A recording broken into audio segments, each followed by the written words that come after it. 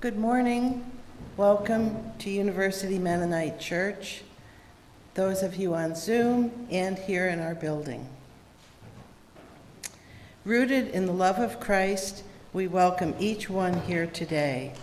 We welcome your mind, body, and spirit. We welcome your faith and your doubts, your joys and your sorrows. Wherever you come from, whatever your age, and whomever you love, whoever you are welcome and affirmed here. As we gather this morning, let us remind each other of all that is good and beautiful in our world, and try to take a rest from wrestling with our individual worries. It is so easy to feel afraid when we don't know what may be coming next. Let us take comfort in the assurance that God is with us, and we are each here to play a role in sharing his love in the ways that each of us is able. I offer this prayer. Dear God, please walk with us this morning as we welcome your loving care and endeavor to demonstrate your love to others as we move through our day. Help us to be alert to recognize the opportunities where we are needed, and let us have the courage to take those steps when we are called to extend our hand. Amen.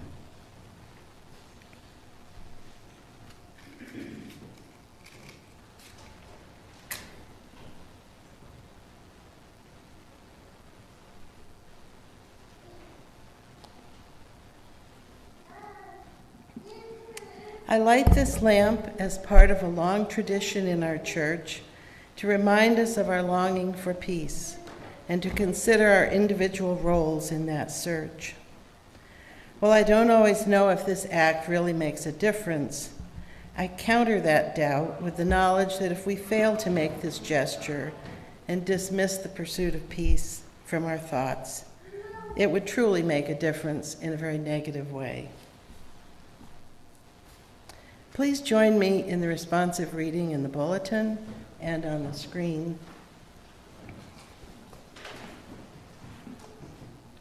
Peace is not the product of terror or fear. Peace is not the silence of cemeteries. Peace is not the silent result of violent repression.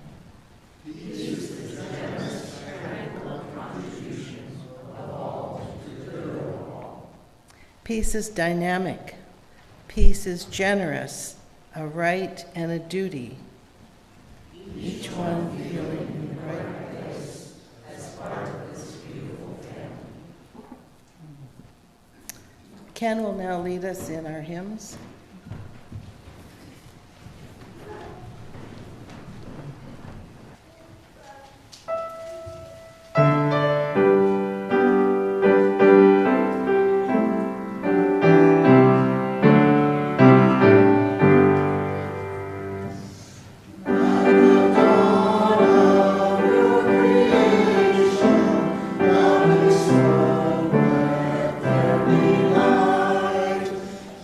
Before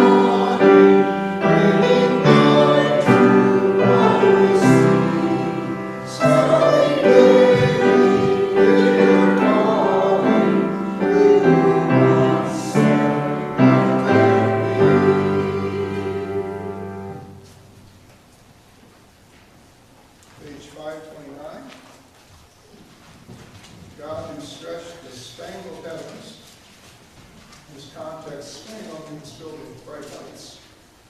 I'm picturing being in northeast Kenya with no light pollution. It's a spectacle. Hope you can picture that too.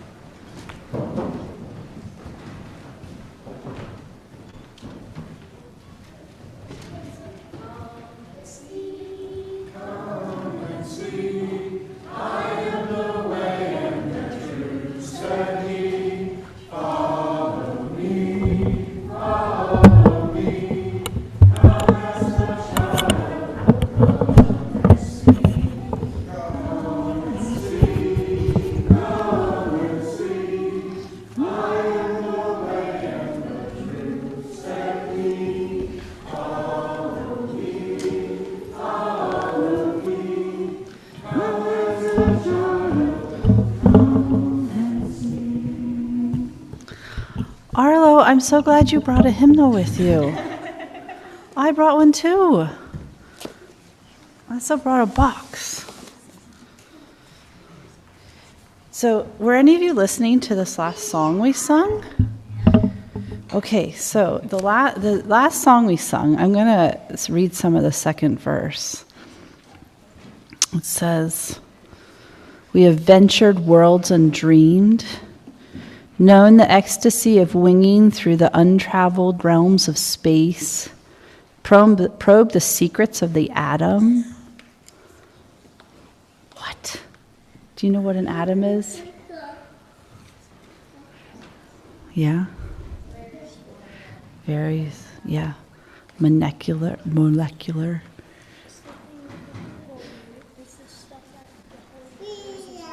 The stuff the whole universe is made of.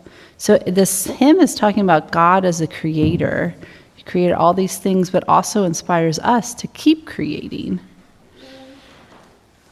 And I think that's really cool, that it's not just that God created the earth and that's how it is, but that we get to keep creating. Yeah. And when I think about, and Doug is going to talk more this morning, and I hope you listen to Doug too, because he's a creator. And one of the things that Doug really likes is rocks. And I really like rocks too. And some of our hymns and Bible verses and talk about God as a rock as well. And one of my favorite hymns also talks about God as like a rock. And so when I think about us creating things and God is a rock, and I think about like, why would we want to create things like God? And why would we want God to be like a rock and the things we create to last? And why do we want God to be lasting? And all those things kind of tie together in my head somehow. And so then I was thinking about rocks. And when I think about Doug, I think about rocks because he really likes rocks. So I brought something this morning. So what do you all know about rocks? I don't know nearly as much about Doug. This is going to be a lot more boring than what Doug would do. They're really hard. Yeah, that's the first thing that comes to my mind. Okay, here, I got to get something out first before I show you. Things are going to come out one at a time. What? I didn't take any of your fossils. I know better than that. Okay, so we're going to put this down.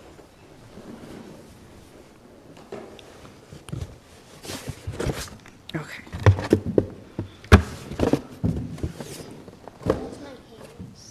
I know. No. Safety first. You want to put these on? No. Okay, I'll put. Who wants to? Do you want to put these on? All right, Timo, here you go. So, what happens if you hit the box? Yeah. What happens? It cracks. It cracks. Okay. What happened, Arlo? Yeah, our faces cracked too if we hit them. What happened? It broke. But what happens if you hit a rock? Oh, well, don't hit it that hard. Did it break like the box? No. Why?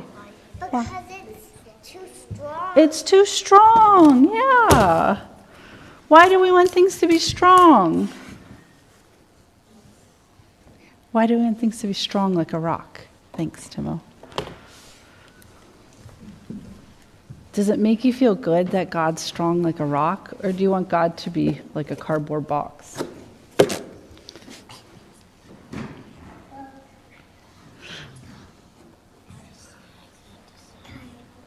You want to be like a cardboard box? Silly. I think it sounds nice that God's like a rock. I think it's nice to think that God is strong like a rock and doesn't change. Or if he does change, well, I shouldn't. God's strong like a rock. And solid. And does it make you feel safe? And maybe secure? And like, oh, okay. I'm going to be okay if God's like a rock. So I think that makes us, it helps us feel safe and secure and comforted if we think about God as a rock. So I thought we would end with a song as a prayer. So Arlo, thank you. Would you open to page 63? We're going to use our hymnals as a prayer. And if anybody else wants to sing along, we're going to sing song 63. We've sung this before in children's time, and we're going to sing it again today.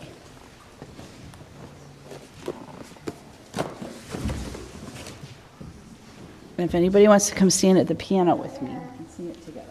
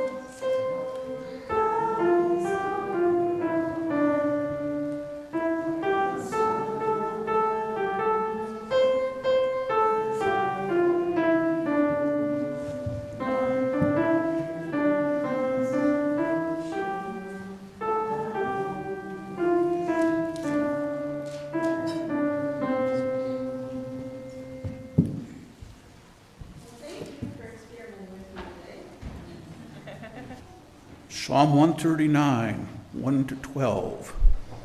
O Lord, you have searched me and known me. You know when I sit down and when I rise up. You discern my thoughts from far away. You search out my path and my lying down, and are acquainted with all of my ways. Even before a word is on my tongue, O Lord, you know it completely. You hem me in behind and before, and lay your hand upon me. Such knowledge is too wonderful for me. It is so high that I cannot attain it. Where can I go from your spirit? Or where can I flee from your presence? If I ascend to heaven, you are there. If I make my bed in Sheol, you are there. If I take the wings of the morning and settle at the farthest limits of the sea, even there your hand shall lead me, and your right hand shall hold me fast. If I say, surely the darkness shall cover me, and night wraps itself around me, even the darkness is not dark to you. The night is as bright as the day, for darkness is as light to you. Luke 12, 22 to 32. He said to his disciples, therefore I tell you, do not worry about your life, what you will eat, or about your body, what you will wear. For life is more than food, and the body more than clothing. Consider the ravens. They neither sow nor reap. They have neither storehouse nor barn, and yet God feeds them. Of how much more value are you than the birds? And which of you, by worrying, can add a single hour to your span of life? If then you are not able to do so small a thing as that, why do you worry about the rest? Consider the lilies, how they grow. They neither toil nor spin. Yet I tell you, even Solomon, in all his glory, was not clothed like one of these. But if God so clothes the grass of the field, which is alive today and tomorrow is thrown into the oven, how much more will he clothe you, you of little faith? And do not keep seeking what you are to eat and what you are to drink, and do not keep worrying. For it is the nations of the world that seek all these things, and your Father knows that you need them. Instead, seek his kingdom, and these things will be given to you as well. Do not be afraid, little flock, for it is your Father's good pleasure to give you the kingdom. I want you to take a look at the slide. Does anybody notice anything different about the slide this week than last week?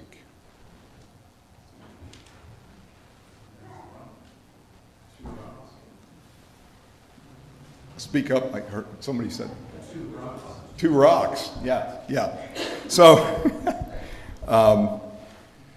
when environmental themes are brought up, I'm always a little frustrated because everybody talks about birds and bunnies and bees and things that are alive. But for me, the environment is the earth, and the earth is rock and soil. Unlike the well-known freshman-sophomore epiphany, where a person suddenly decides, oh, I'm going to switch my major. I got a book from my aunt when I was 12 years old, and it said How to Know the Rocks and Minerals. And I have been an earth scientist ever since.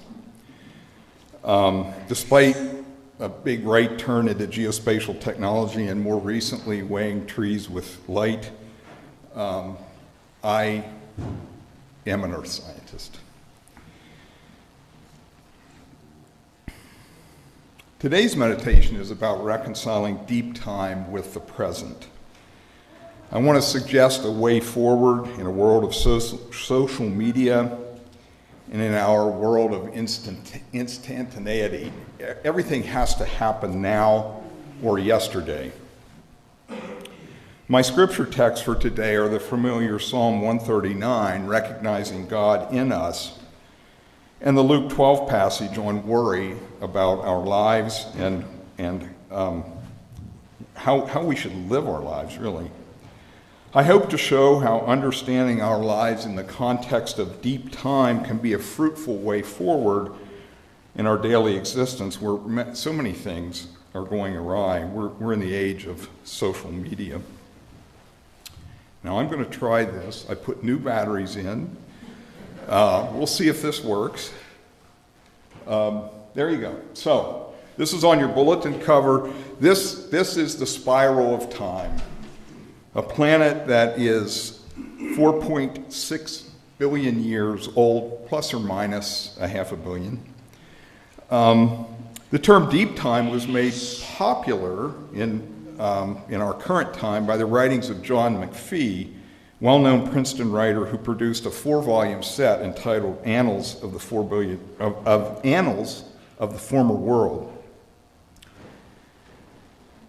The human mind generally cannot grasp those dimensions. McPhee noted that people think in terms of 5 generations, 2 behind them, the current generation, and 2 ahead of them. And that's really not a very long time when compared with the history of our planet. Again, in the age of social media, I'd argue that our attention span is way, way much shorter than those generations. So how can we imagine deep time in the rock record? So this is Utah 95. This is the route from Blanding to Hanksville. I have been all over the United States, and until I experienced this road a few weeks ago, I thought I'd seen it all. This simply is the most spectacular road I've ever driven, and I should say, Sue isn't here today, she's not feeling well, but that morning it was my turn to drive. We're very democratic about driving, so whoever ended the night before, that person gets to sit the next morning. But I recall Sue saying, "Do you want me to drive?" And I am thankful for that opportunity. This is amazing. Just seeing the rock record and knowing the time that it took to create that landscape. This is actually through Bears Ears, a place that you've heard a lot about in the news. We're traveling up across parts of the Grand Staircase Escalante, and then the road breaks west and goes through the Fremont River Valley to Capitol Reef National Park. About 80 million years of time. Now, this is an aerial view. I did not take this picture, but you can see here the water pocket fold, and this fold was created again about 80 million years ago. It's a 100-mile long monocline, and that just means that it sort of has one surface that's slanted upwards, if you will, formed during the Laramide mountain building time. And we had the privilege of walking through this landscape, walking on time. We all walk on time. We walk on soil that was created 1,000 years ago, maybe, depending on your ideas of how fast soils form and the environment you're in. But we all walk across time. But when you're in this landscape where there's no vegetation covering things, it's mind-blowing and boggling to think about time in this context. Now let's place humanity in deep time. So if we spin back to, I'll show a couple more pictures here. If we spin back to that spiral that's on the front of your bulletin, and you can find that figure online, and I would encourage you to do that because you can zoom in and look at the details. Depending on how you view anthropologists' discoveries and analysis, humans have only been around at best for 2.5 million years. Not really very long. About 1/10 of 1% of the age of the Earth. So why is thinking about deep time important? Well, thinking about deep time is important because it places human habitation in context. We also realize our outsized impact on the environment. And in an amazingly short period of time, we've managed to place long-term human habitability of the planet in jeopardy. We're actually likely presiding right now over the 6th mass extinction in Earth history. If you look in that spiral, you can see those points of extinction. But knowledge of deep time informs us that despite everything that we're doing to the planet, the Earth will survive. Now, of course, there are caveats. It may not be habitable for humans. Humans may well snuff themselves out via any number of things. Nuclear war, a long descent into oblivion by destroying our air or water, or maybe a near-Earth asteroid may decimate our habitability. And folks, it's maybe more likely than what you want to think about. The list is actually quite long. But will the planet survive? Yes. If deep time is any source of comfort, it is that our planet will survive. Maybe without us, but this planet will be here. The third rock from the sun will be here.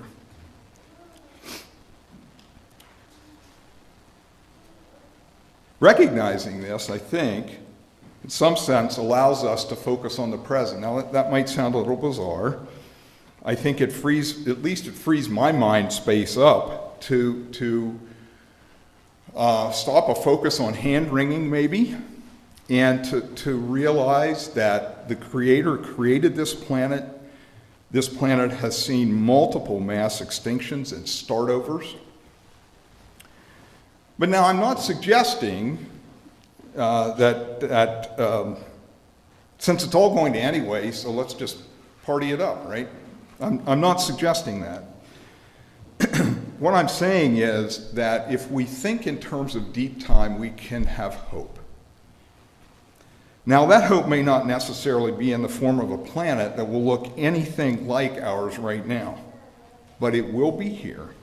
Of that I am confident. And the Creator will be at work, restoring it to something that may not look anywhere near the current state of things.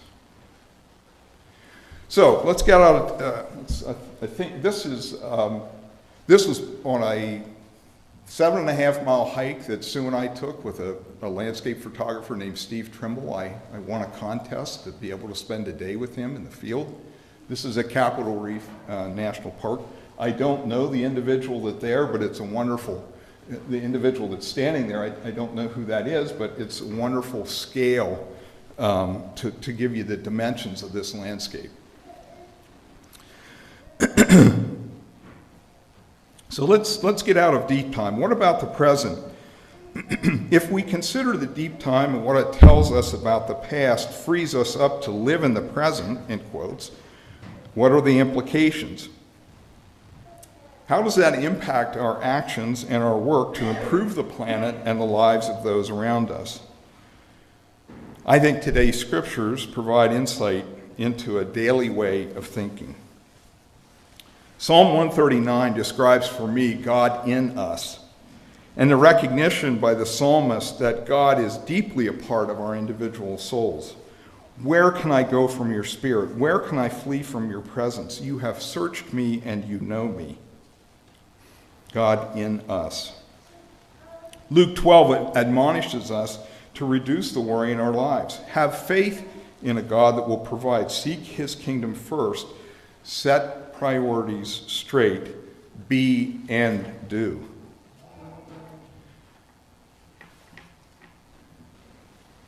If we want to structure present time, one of the ways in which I found to think about that follows a book that I read a number of years ago. In fact, this book I may have read more times than any book that I own, and that may be saying something in itself.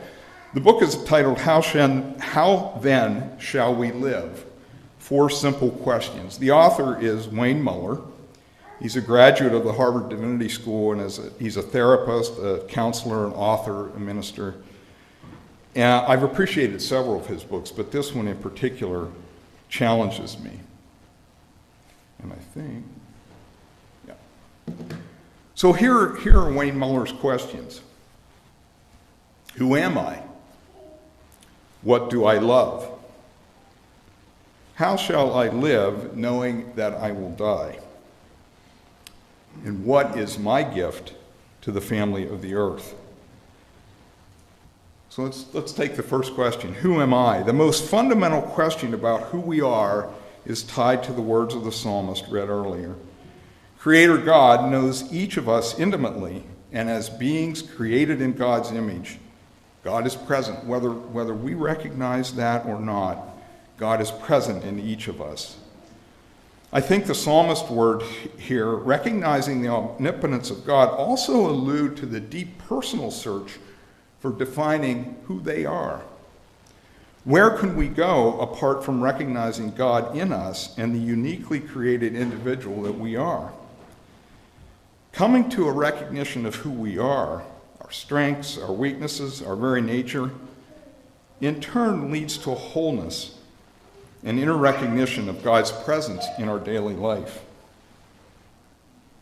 The second question, what do I love? Understanding who we are frees us to engage the world.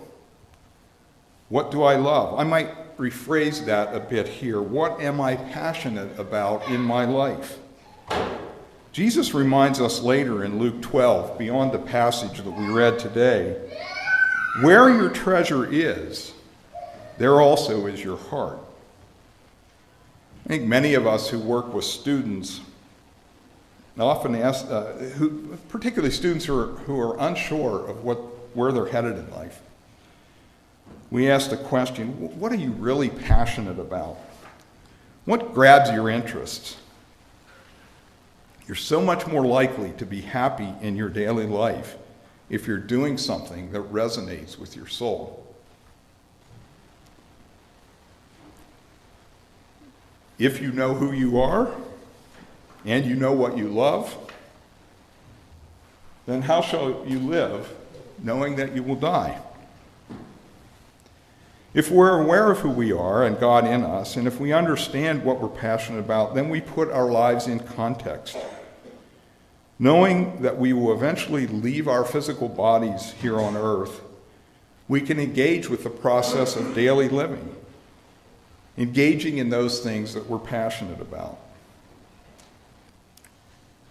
Now, about a little over 5 years ago, I had a life-threatening circumstance. And I was fortunate to have my friend and our brother Todd with me when that occurred. And I can tell you that every day since the day I had that heart attack, I think about that. It might just be in the morning when I take the meds that I have to take. Sometimes it comes to me in multiple times. How should I live knowing I will die and knowing that I am lucky to have the life that I currently have? So we're faced with choices every day. Who and where do we devote our energies? What do we prioritize? Annie Dillard, the well-known American author, has a quote that resonates. Dillard says, "How we spend our days is, of course, how we spend our lives." Now, our relationship with death in the modern world is complicated by a societal focus on youth and vitality. As one ages, one sees this ever more clearly. The Buddhist tradition is well known for, among other elements, a focus on understanding death and its role in creating a vital life. The Tibetan Book of Living and Dying by Sogyal Rinpoche is a wonderful resource to understand these views. The Buddhists have a focus on death to the point where they would say that unless you understand death, you can't live a full and vital life. And so the final question, what is my gift to the family of Earth? When we know who we are, when we understand those things that we're most passionate about, we can focus on giving of ourselves and expressing our gratitude by offering something back. Jane Goodall, as you all may know, recently passed away. after a life absolutely devoted to the planet. She was over 90. She expressed her sentiments in a piece that she specifically asked to be published after her death. And here are her words. In the place where I am now, I look back over my life. I look back at the world I've left behind. What message do I want to leave? I want to make sure that you all understand that each and every one of you has a role to play. You may not know it, you may not find it, but your life matters and you are here for a reason. And I just hope that reason will become apparent as you live through your life. I want you to know that whether or not you find that role you're supposed to play, your life does matter, and that every single day you live, you make a difference in the world. And you get to choose the difference that you make. I want you to understand that we are part of the natural world. And even today, when the planet is dark, there is still hope. Don't lose hope. If you lose hope, you become apathetic and do nothing. And if you want to save what is still beautiful in this world, if you want to save the planet for future generations, your grandchildren, their grandchildren, then think about the actions that you take each day. You have it in your power to make a difference. Don't give up. There is a future for you. Do your best while you're still on this beautiful planet Earth that I look down upon from where I am now. The words of Jane Goodall. Quite appropriate, I think, in the context of thinking about how we shall live, knowing we will die, and knowing that, or wanting to give back out of gratitude back to the earth. I'd like to turn back to, in conclusion, I'd like to turn back to Psalm 139 and Luke 12. As Christians, we're called to a life of recognizing God. That's a timer, and I was fiddling with it. That means that I've gone way too long. Thanks, Kathy. Okay.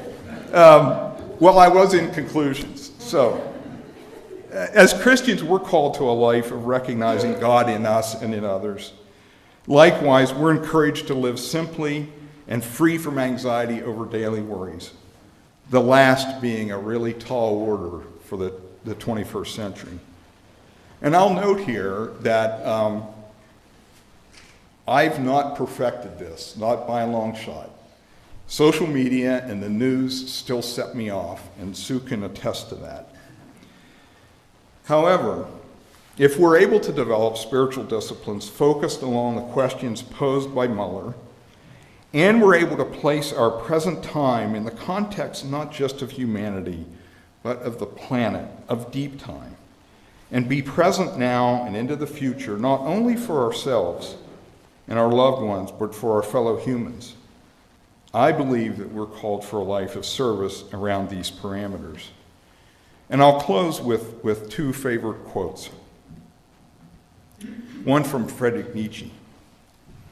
The essential thing in heaven and earth is, apparently, that there should be long obedience in the same direction. Thereby results, and has always resulted in the long run, something which has made life worth living. For instance, virtue, art, music, dancing, reason, spirituality. Anything whatever that is transfiguring, refined, foolish, or divine. And finally, from John Kabat-Zinn.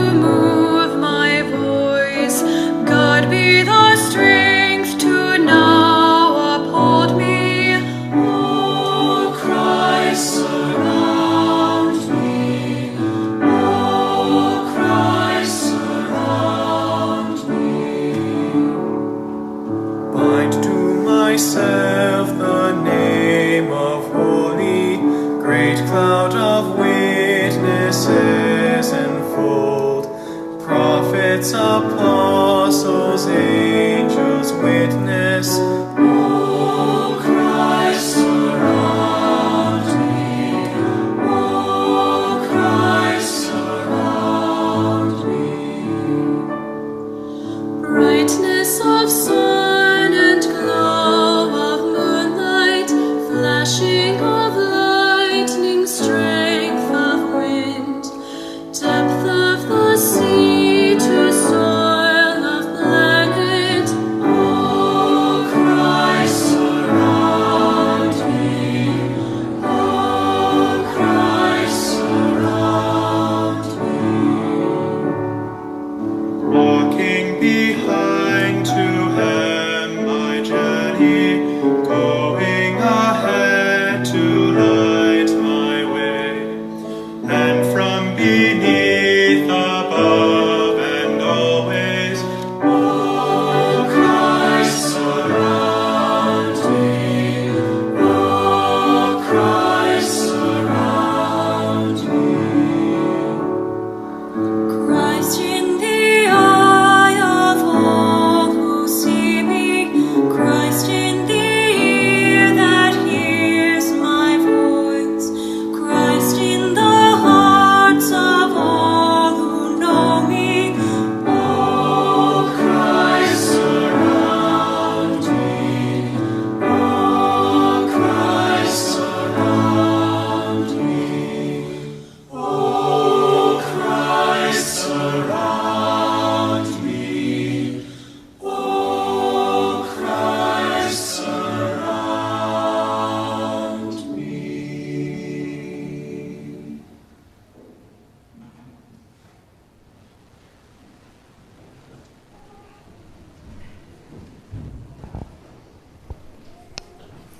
Do we have any announcements?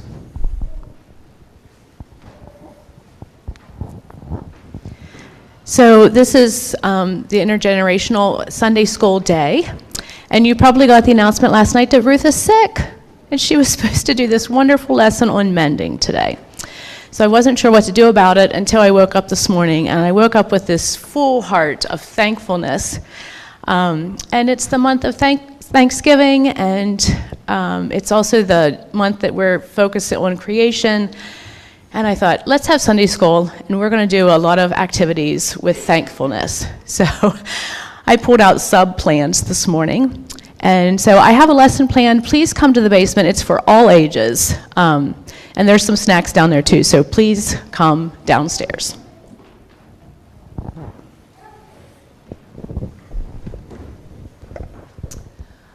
I just want to encourage each one of you to take a look at the bulletin board down in the basement when you go there for coffee. And also to take a look at the Commonplace magazine, which is put out by MCC, speaking of being thankful. So there are a lot of interesting articles about what's happening in the rest of the world and how Mennonite Central Committee partners are reaching out to help people. There's a real interesting article about saving waterways, fisheries, and all related things. And there's also a gift catalog for giving to others. And I'll just encourage you to take a look at that. So there's a Commonplace magazine underneath the cubbies, yeah, the mailboxes.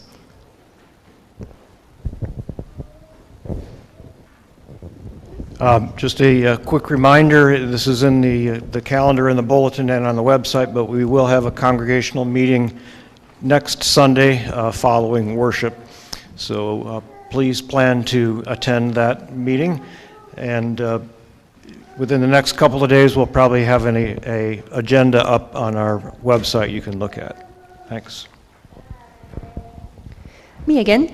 If anyone is interested, this afternoon at 3 o'clock at the State High Auditorium is a large production of Mendelssohn's Midsummer Night's Dream. It's a huge collaboration between the Nittany Valley Symphony, where I'm concertmaster, Tempest Studios, actors, Van Dance, and as well as some high school students. So if anyone's looking for something musical to do, 3 p.m. I hope you all read midweek news, but in case you didn't, quite appropriately, our own Shelley Davis is the District Conservation Person of the Year for Blair County, and that is due to her work with Greer School and Rain Gardens. So Shelley and Todd aren't here today. I think they may be online, but I think in keeping with the theme, it's really great that one of our members was recognized for this hard work.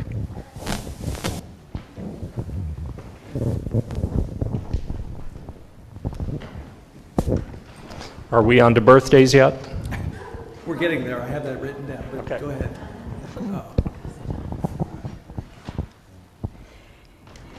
Hi, I'm Kathleen and Rick Stayhauer's sister and sister-in-law, my husband Bob.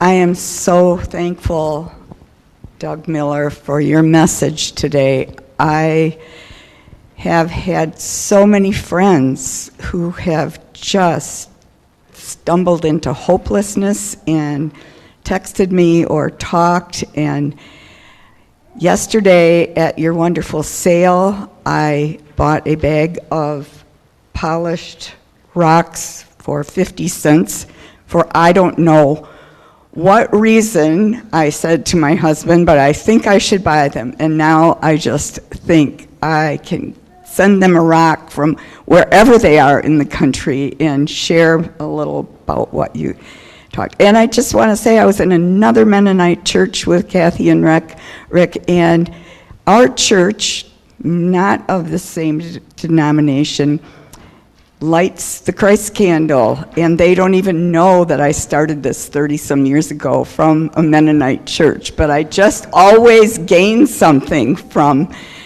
being with you. Thank you so much. Thank you for sharing and welcome. We're happy to have you here this morning. Are there any birthdays? As a matter of fact, yes. So the gospel message today was appropriate. Consider the lilies. 17 years ago today, we were considering this lily, and she eventually came. So yeah, it's 17th birthday today. Are there any other birthdays? Today is my birthday. Happy birthday. 8. 8. Okay. Are there any more? Let's sing happy birthday. Happy birthday to you. Happy birthday to you. Happy birthday, dear friends. Happy birthday to you. Do we have any more visitors here that would like to introduce themselves?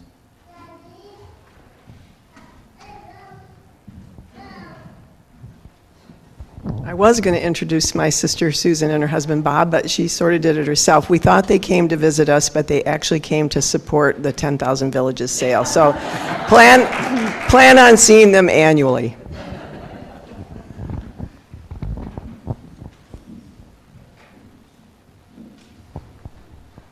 Okay. Doug, would you?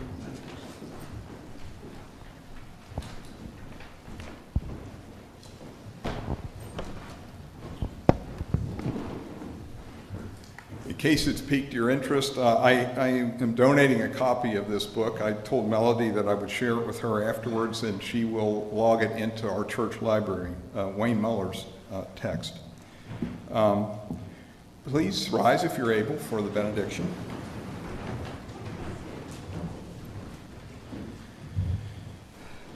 May God bless you with a restless discomfort about easy answers, half-truths, and superficial relationships, so that you may seek truth boldly and love deep within your heart. May God bless you with holy anger at injustice, oppression, and exploitation of people, so that you may work tirelessly for justice, freedom, and peace. May God bless you with the gift of tears to shed with all who suffer from pain, rejection, and starvation, so that you may reach out to bring comfort and transform pain into joy. May God bless you with enough foolishness to believe that you can make a difference in the world, so that you are able, with God's grace, to do what others claim cannot be done. Go in peace.